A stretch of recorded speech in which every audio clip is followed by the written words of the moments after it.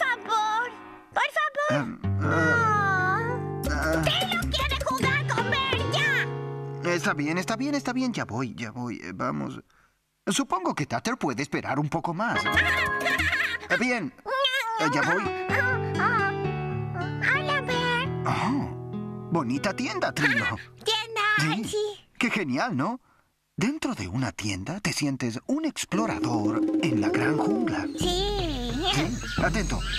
Escucha los animales, como ese loro. Sí, un loro de la jungla. ¿Y ese mono? Sí, los monos son divertidos.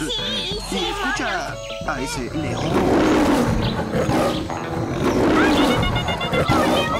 Oh, Trilo, tranquilo. Está solo en la imaginación. ¿Recuerdas? ¿No hay león? ¿Imaginación?